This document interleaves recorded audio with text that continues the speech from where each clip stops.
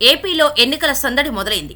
Official notification రాకపోయినా ఏ క్షణమైనా election notification వస్తుంది అన్నట్టు కేంద్ర బలగాలతో కలిసి స్థానిక పోలీసులు గ్రామాల్లోనూ సమస్యాత్మక ప్రాంతాల్లోనూ కవాతు కూడా చేస్తున్నారు. ఇక కలెక్టర్లు, రిటర్నింగ్ అధికారులు, బూత్ లెవెల్ ఆఫీసర్లకు జాగ్రత్తలు చెబుతున్నారు.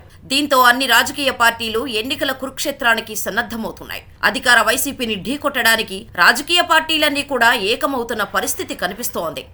ఇప్పటికే టీడీపీ, జనసేన పొత్తులో ఉండగా తాజాగా వీరితో బీజేపీ సైతం చేతులు కలిపింది. ఎంతమంది కలిసి వచ్చినా తమదే గెలుపని వైసీపీ అధినేత జగన్ ధీమా వ్యక్తం చేస్తున్నారు. ఇక ఎలక్షన్స్ అంటే ఏ పార్టీ గెలుస్తుందా అంటూ సర్వేలు చేస్తుంటాయి కొన్ని సర్వేలు. అయితే తాజాగా ఫోరెన్సిక్ ఎలక్షన్ సర్వేలో సంచలన విషయాలు బయటపడ్డాయి. తాజాగా టీడీపీ, జనసేన కూటమి పరిస్థితి ఎలా ఉంది, వచ్చే ఎన్నికల్లో ఈ కూటమి ఎన్ని స్థానాల్లో విజయం సాధిస్తుందనే దానిపై ఫోరెన్సిక్ ఎలక్షన్ సర్వే చేసింది. రాబోయే ఎలక్షన్స్ లో ఏపీలో మళ్లీ వైసీపీనే అధికారం చేపట్టబోతుందని ఫోరెన్సిక్ ఎలక్షన్ సర్వే, అదేనండి Bharat political research and analysis centre BPRAC ప్రకటించింది.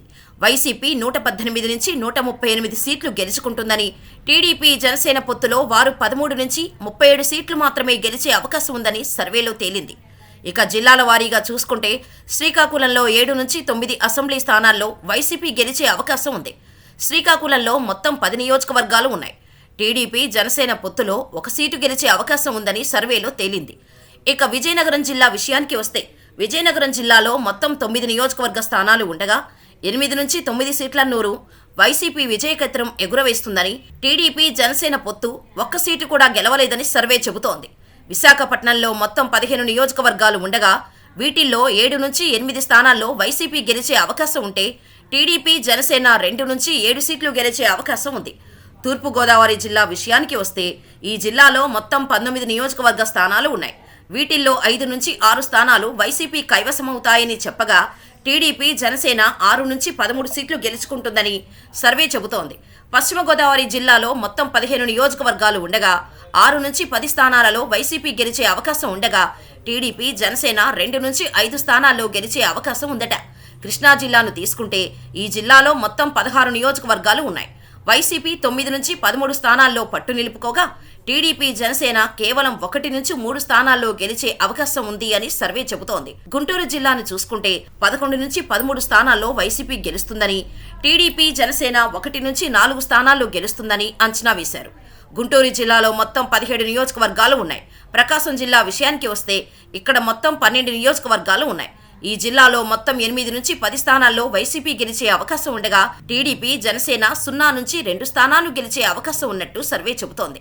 నెల్లూరు జిల్లాలో మొత్తం 10 అసెంబ్లీ నియోజకవర్గ స్థానాలు ఉంటే వైసీపీ 9 నుంచి 10 స్థానాల్లోనూ గెలిచే అవకాశం ఉందని, టీడీపీ గెలిచే అవకాశం లేదని చెబుతోంది.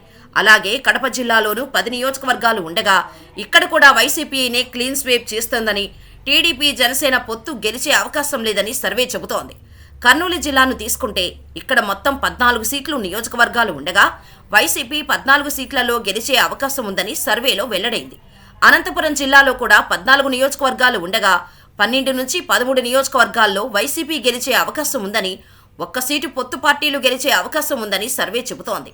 ఇక చిత్తూరు విషయానికి వస్తే ఈ జిల్లాలోనూ 14 నియోజకవర్గాలు ఉండగా 12 నుంచి 13 నియోజకవర్గాల్లో వైసీపీ గెలిచే ఛాన్సెస్ ఉన్నాయని, టీడీపీ, జనసేన పొత్తులో 1 సీటు గెలిచే అవకాశం ఉందని సర్వేలో తేలింది.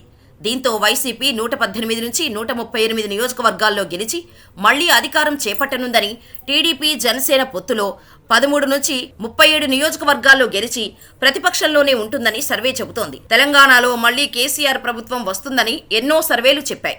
కానీ Bharat political research and analysis centre మాత్రం కాంగ్రెస్ అధికారం చేపడుతుందని, కేసీఆర్ ప్రభుత్వం రాదని తేల్చి చెప్పింది. ఇప్పుడు ఇదే సంస్థ వైసీపీ అధికారం చేపడుతుందని చెప్పడంతో వైసీపీ శ్రేణుల్లో జోష్ నింపుతోంది.